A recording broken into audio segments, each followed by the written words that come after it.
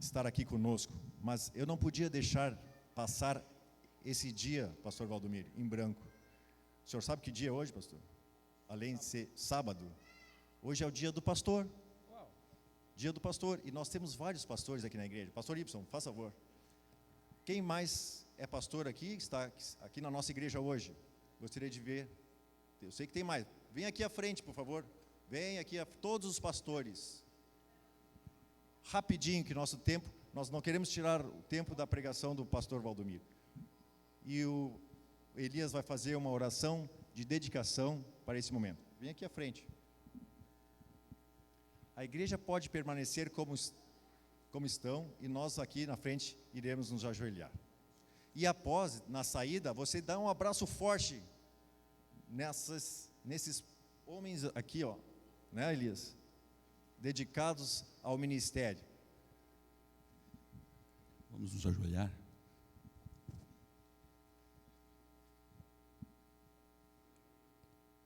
Grandioso Deus e nosso Pai, aqui estamos na presença eterna do Teu poder, colocando estes homens nas Tuas mãos. São pessoas igualmente como nós, mas pedimos que o Espírito Santo seja derramado, uma porção especial nesse dia e no trabalho deles, no ministério deles, para que possam ser luz, possam ser também o nosso pastor em nossa comunidade, em nossa igreja. Abençoes a família deles, os seus familiares, os seus queridos, e que eles tenham em mente sempre o foco da volta de Jesus e da pregação do Evangelho a todas as pessoas. Abençoes de maneira especial, pedimos essas bênçãos em nome de Jesus. Amém.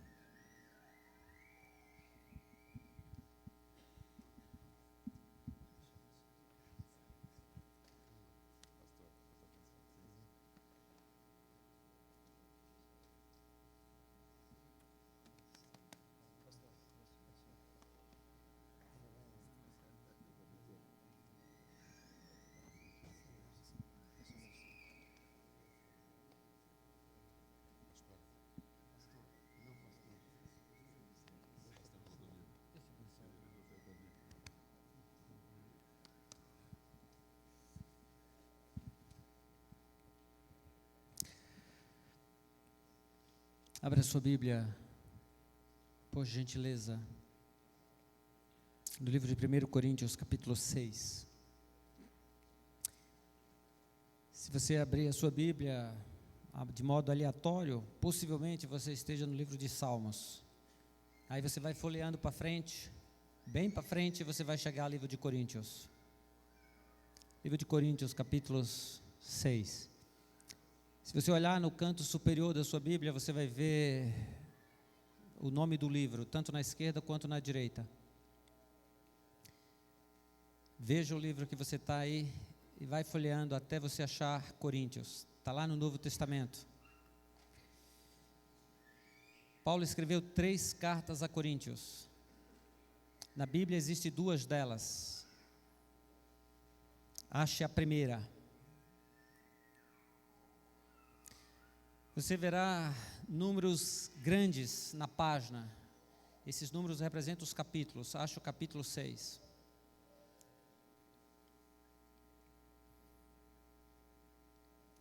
Encontrou?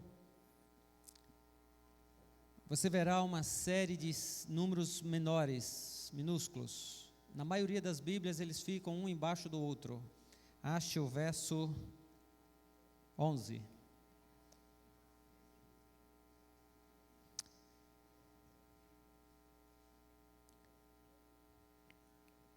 Uma vez, eu estava pedindo para a igreja achar um texto e estava orientando como estou fazendo aqui. E eu vi que um irmão ficou extremamente incomodado com isso. E no final do culto ele me procurou e falou: pastor, o senhor trata a igreja como se fosse criança? Será que os membros não sabem achar um livro? Será que não sabem o que é capítulo e versículo? Eu falei: é que eu não estava pregando para a igreja. estava pregando para aquele que ainda não conhece a Bíblia. E eu tinha pessoas no auditório que ainda não conheciam a Bíblia. O meu alvo não é a igreja. Eu não estou nem aí para a igreja. Não que a igreja não seja importante, mas é que a igreja já sabe adorar a Deus. A minha preocupação é com pessoas que ainda não sabem adorar a Deus. Ah, entendi. Já encontrou? 1 Coríntios capítulo 6. Achou o verso que eu mencionei? A versão que eu tenho em mãos diz assim: a equipe de produção, se puder colocar esse verso na tela e permanecer, por gentileza. 1 Coríntios capítulo 6, versos 11. A versão que eu tenho em mãos diz assim: tais fostes alguns de vós, mas vós vos lavastes, mas fostes santificados, mas fostes justificados em nome do Senhor Jesus Cristo e no Espírito Santo do nosso Deus. Amém? Mas alguns de vós eram assim, mas vocês foram lavados, mas vocês foram santificados, mas vocês foram purificados no nome de Jesus Cristo, no santo nome de Deus, do Espírito Santo de Deus. O que é essa igreja hoje?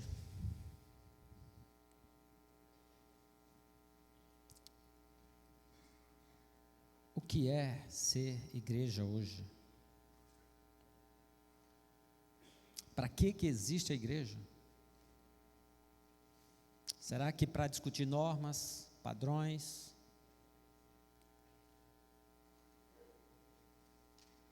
Será que para discutir se o culto pode ser primeiro, se o culto pode ser depois? Será para discutir se pode-se começar às 9 ou se pode-se começar às 9:30? Será que para discutir cargos? O que é ser igreja?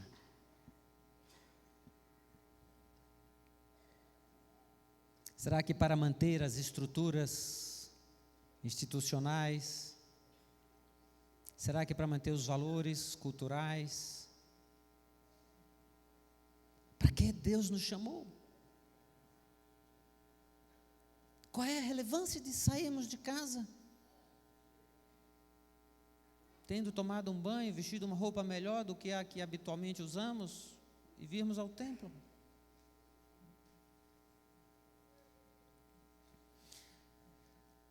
Para entendermos o que é essa igreja, nós precisamos compreender a estrutura pela qual ela é formada, de que ela de fato é constituída, quem são os seus membros, de onde vêm, de onde virão os adoradores.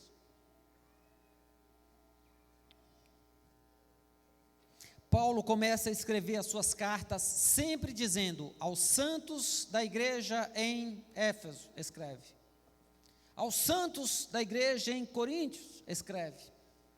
Aos santos de Tessalônica, escreve. Então eu fico entendendo que ser igreja para Paulo é, acima de tudo, ser santo. Santo. Mas o problema é que por vezes eu olho ao meu lado na igreja e não vejo santos. O problema é que por vezes eu me sento e olho ao lado, e olho à frente, e olho atrás, e vejo pessoas que não têm característica de santos. O problema é que eu mesmo, por vezes, me olho ao espelho e não vejo um santo. E o que é ser igreja então? Qual o nosso papel? De que fomos constituídos? Qual o propósito de existirmos?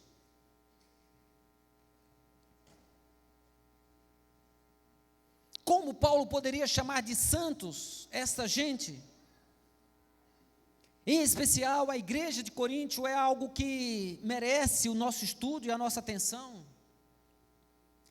Nos dias de Paulo, Coríntio era uma cidade de cerca de 700 mil habitantes. Portanto, já uma boa cidade. Ali havia o segundo maior quartel do Império Romano.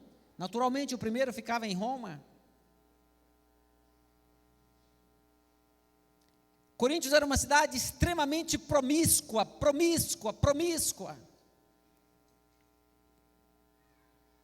Para vocês terem uma ideia, o principal templo da cidade de Coríntio ficava no centro da cidade. E os cultos eram verdadeiras orgias. Naturalmente, não eram cultos ao Deus que nós servimos, que nós adoramos. Eram deuses do paganismo. Mas o culto da deusa Diana era regido por cerca de 300 sacerdotisas, e todas prostitutas.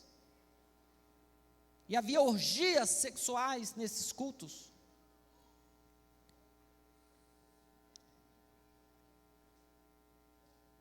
Estudos dizem que dos cerca de 700 mil habitantes da cidade de Coríntio, algo em torno de 300 mil, quase a metade, dependiam e viviam em torno do Império Romano. Muitos militares, porque o segundo maior quartel da cidade estava ali, o segundo maior quartel do Império estava ali. Militares que vinham para campanhas de guerra e ficavam meses e anos, 6, 7 anos, sem voltarem para suas casas, para suas famílias. E na solidão e no desespero, viviam orgias naquelas cidades. Era grande a prostituição na cidade, havia um grande número de homossexuais na cidade. Para vocês terem uma ideia, existe no Museu Britânico em Londres, tabletes cuneiforme, eram espécies de tijolos de argila.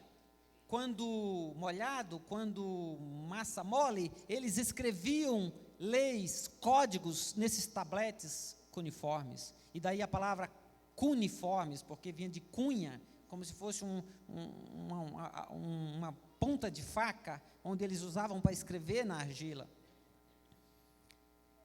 E no Museu Britânico, nesses tabletes cuneiformes, é visto uma lei feita do Império Romano para a cidade de Coríntio.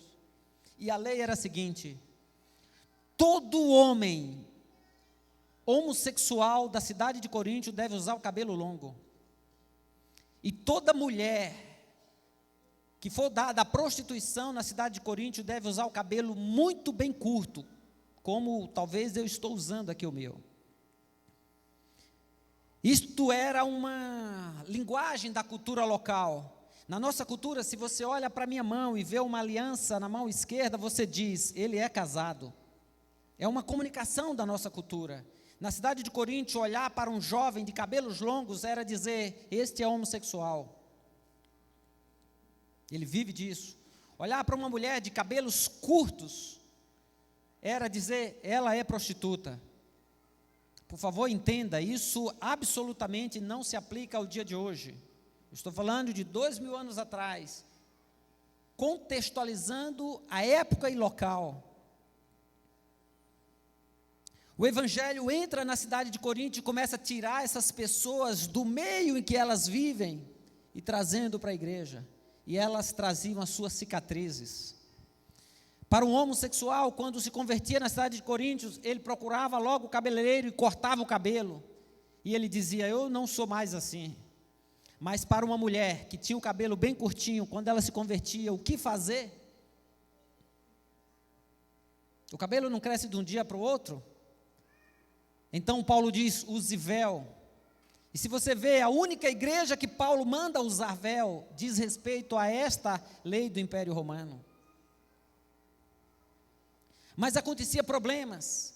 Porque as pessoas se sentavam nos bancos da igreja e olhavam para o outro lado assim, e se ali tinha uma mulher de véu, alguém já dizia: olha, está querendo cobrir a vergonha da sua nudez, do seu passado. Aí, para resolver esse problema, Paulo fala: todo mundo põe véu, é mulher, põe véu, não importa se cabelo longo ou curto, se é mulher, põe véu. Para resolver um problema de adoração, para resolver um problema de relacionamento na igreja. Esta era a igreja de Corinto. Tinha que se criar regras para que aqueles adoradores pudessem viver em harmonia. Mas Paulo escreve a esta igreja dizendo: aos santos de Corinto. Eu não vejo santidade nessa gente. Então, o que é ser santo?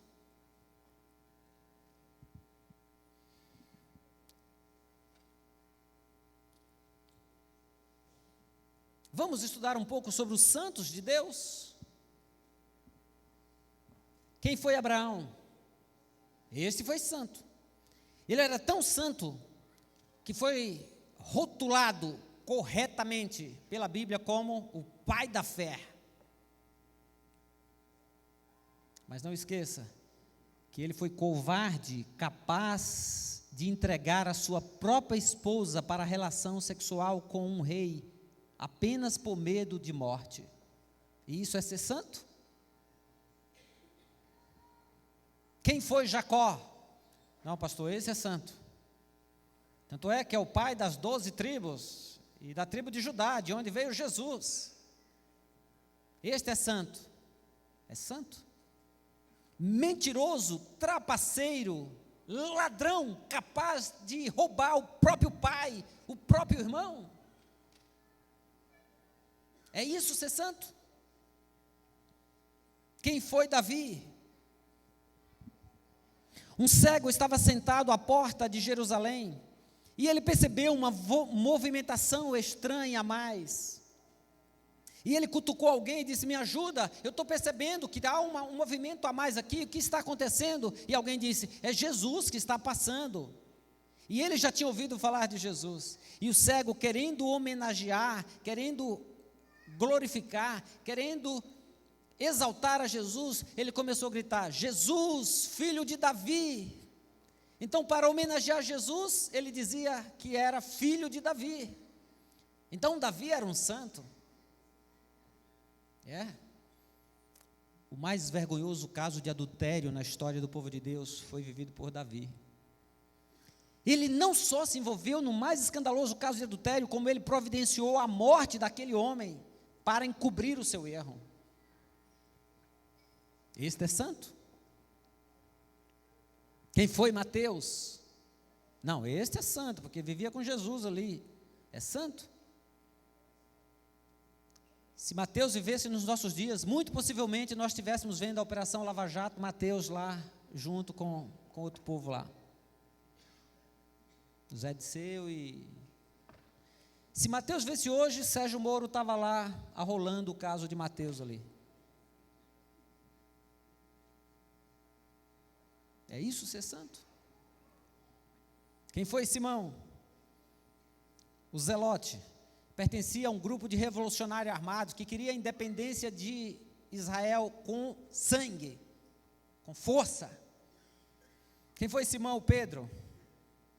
Impetuoso. Ora declarava amor por Jesus até a morte, ora negava conhecê-lo por medo da morte. Traiu por medo de assumir que o conhecia em público. Quem foi João? Este é santo, pastor. Discípulo amado. Este é santo. João era ruim. João era tão ruim, que ele recebeu o nome de filho do trovão. Um dia estavam numa conversa, Jesus falou: vai até aquela cidade, prepara lá a cidade, porque eu vou fazer uma campanha evangelística lá. E 2 discípulos foram, e eles voltaram, e eles disseram: Jesus, eles não te querem lá, o senhor não pode ir para lá. João logo tomou a palavra e falou assim: vamos pedir para cair fogo do céu e consumir esses miseráveis todos? E Jesus falou: João, você está maluco? O que deu na sua cabeça, João? Eu não vim destruir pessoas, eu vim salvar pessoas.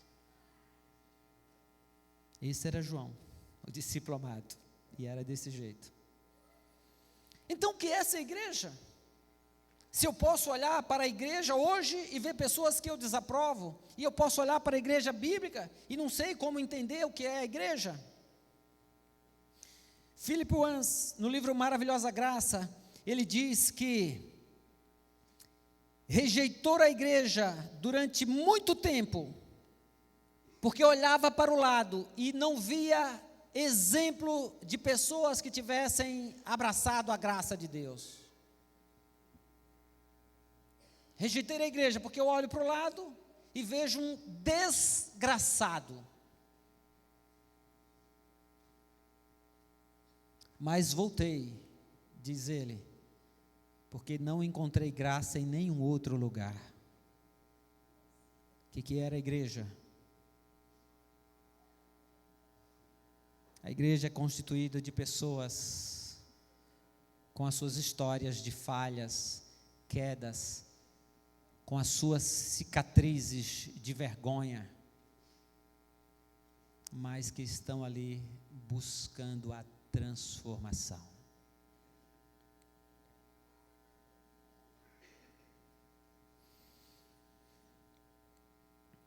Larry Kleber, no livro Que de Graça, livro Conexão, no capítulo Que de Graça, ele diz: duas coisas são capazes de transformar o homem. Duas coisas. E eu me questionei, eu falei, só uma coisa é capaz de transformar o homem, mas o autor insistia naquele capítulo, livro Conexão, duas coisas são capazes de transformar o homem. E eu dizia, não, só uma coisa é capaz de transformar o homem. E ele dizia duas coisas, e eu tive que ler e reler o capítulo algumas vezes para entender. A graça transforma filhos caídos em filhos de Deus. A graça transforma filhos das trevas em filhos da luz. Mas a queda também transforma filhos de Deus em filhos das trevas. O pecado também transforma filhos de Deus em filhos de demônios. Ser igreja é ter consciência disso e buscar a cada instante a transformação pela graça. É olhar para o lado e sentir que a todo instante precisa da graça de Deus. Philip Wans também disse ainda no livro Maravilhosa Graça: Deus nos ama o bastante para nos aceitar exatamente como somos. Com a nossa história de fracasso, com as nossas quedas, com os nossos problemas, com as nossas cicatrizes, Ele nos ama para nos aceitar exatamente como somos. Mas Ele nos ama ainda mais para permitir que permaneçamos como somos. Ele quer a transformação das nossas vidas. Ele nos aceita como somos, mas não aceita que permaneçamos como somos. É por isso que Paulo diz: tais fostes alguns de vós, ruins, traidores, falsos, mentirosos, arrogantes, duros de coração, insensíveis, mas fostes lavados, mas fostes glorificados em Cristo Jesus. mas fostes santificados.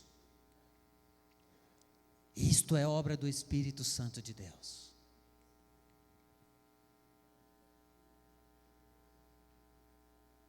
Vitórias não são eventos instantâneos, disse o pastor Bolhon. Vitórias são processos que demandam tempo. E quando parece que nada está acontecendo, confie em Deus, está acontecendo. Ele está trabalhando para transformar a sua vida. Quando você pensa que sábado após sábado, nada acontece, levanta-se, toma banho, pega a Bíblia, pega o seu envelope de dízimo, pega a sua lição de escola sabatina e vai para o templo, e ouve um sermão, e volta para casa, e volta com aquele sentimento de que um desafio aconteceu na sua vida, mas é possível que até o próximo sábado você já tenha se esquecido daquele compromisso. E você diz: estou há 20 anos na igreja, e no fundo eu sei que a minha vida cristã não é nenhum exemplo. Saiba que Deus está trabalhando. E o simples fato de você sentir isso, já é sinal de Deus trabalhando. Porque isso é ser igreja. A igreja hoje, bem como nos dias dos apóstolos, é uma comunidade de gente que traz profundas marcas, cicatrizes do seu passado. Grandes lutas no presente. E a esperança de uma transformação final, ainda que ela só venha por ocasião da volta de Jesus. Paulo disse: o bem que eu quero eu não faço, o que eu detesto eu acabo fazendo. Paulo disse: eu vejo nos meus membros uma luta interna. Aquilo que eu aprovo, aquilo que eu sei que é correto, aquilo que eu sei que é justo, aquilo que eu sei que é santo, isso eu não consigo. Mas aquilo que eu desaprovo, aquilo que eu abomino, isto eu faço. Romanos capítulo 7. Não pense que Deus desistiu de você. Ele continua trabalhando para você encontrar a transformação, e esta é nos pés de Cristo Jesus. E isto é ser igreja. Portanto, concordo plenamente quando Paulo diz aos santos da igreja de Coríntios, mesmo sendo uma igreja tão complicada. Então Paulo poderia dizer aos santos da igreja do Iguatemi: escreve.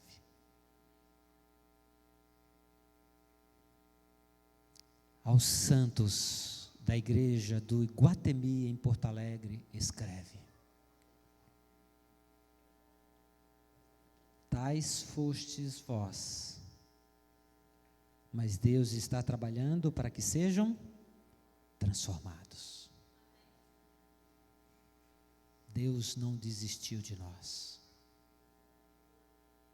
Deus não permite que nós permaneçamos como somos. Ele trabalha de forma intensa para que a nossa vida possa ter a ação do Espírito de Deus de forma contínua.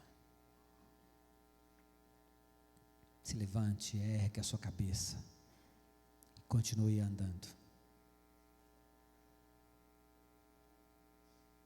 Quando eu olho no espelho, acontece como quando eu olho a cada sábado de manhã do meu lado. Eu vejo gente com histórias terríveis. Mas eu vejo gente se levantando e continuando e caminhando. e buscando a transformação de Deus.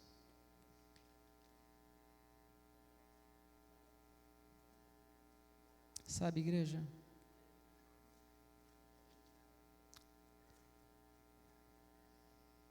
Embora você não me conheça, eu preciso te dizer, não existe nada, absolutamente nada, que desabone a minha conduta moral. Eu procuro ser um bom homem, eu procuro ser um bom pai, eu procuro ser um bom esposo, eu procuro ser um bom membro, eu procuro ser um bom pastor. No entanto, quando eu olho no espelho, eu digo: Senhor, eu não presto, tenhas misericórdia de mim. Porque aqui, nas minhas veias, tem um DNA maldito que me arrasta continuamente para o pecado. E eu preciso diariamente me jogar aos pés de Deus para não ser vencido por essa natureza diabólica que busca me afastar de Deus.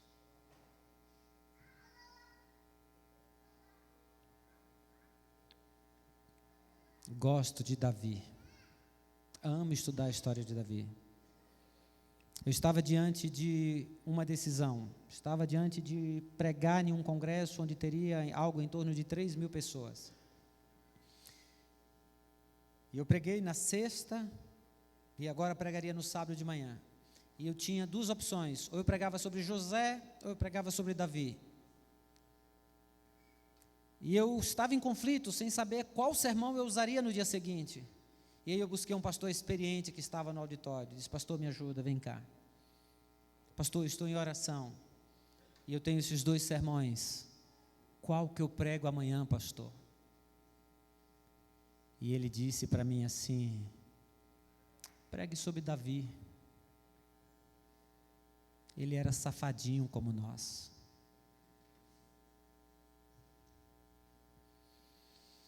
José é muito puro, José é muito santo, José é muito nobre. Davi era como eu e você, safadinho, nojento, repugnante, pecaminoso, vexamoso, uma peste, mas que se colocava diante de Deus e dizia: tenhas misericórdia de mim, lava-me e ficarei puro, purifica-me para que eu possa ver a tua face, porque eu não aguento viver como sou. Eu queria ser santo diante de ti. E a estas pessoas Paulo escreve.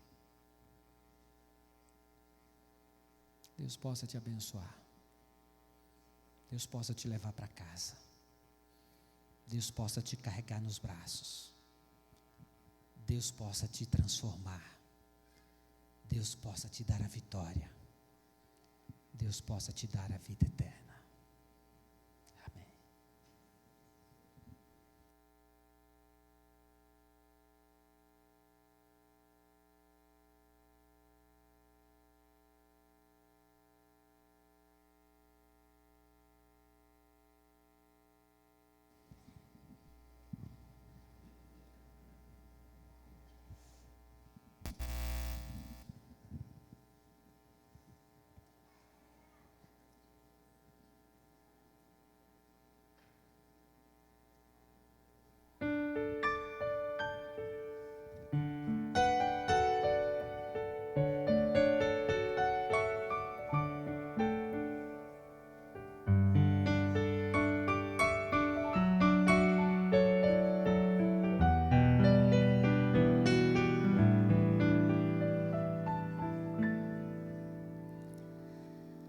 Tentei buscar meus sonhos e caminhos,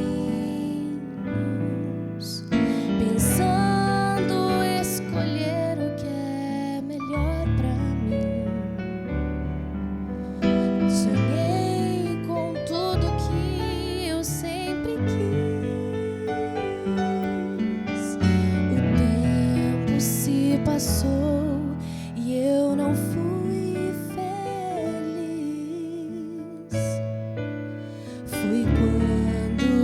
resolvi mudar minha vida, deixar meus sonhos e ouvir a voz de Deus. Um novo alvo inundou minha vida, os sonhos impecáveis têm pra mim, meu Deus. Sonhar com o fim onde o durante seja especial, que eu faça o bem, esqueça totalmente o mal, que eu seja um exemplo a cada dia. Quero sonhar com Deus, que eu possa ser constante, simples e real, ser dedicado 100% até o final, que escolha o melhor jeito de sonhar. Sonhar perfeito é sonhar com Deus.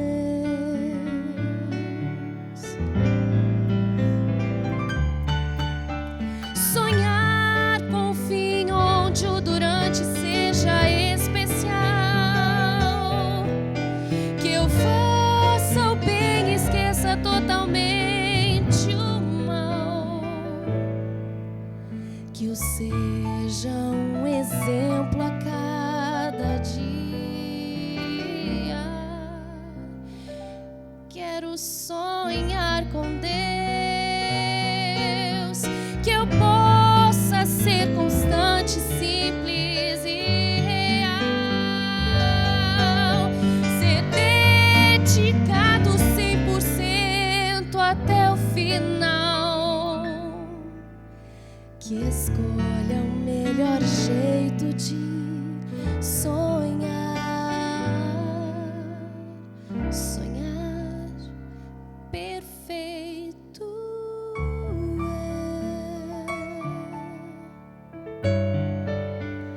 é sonhar com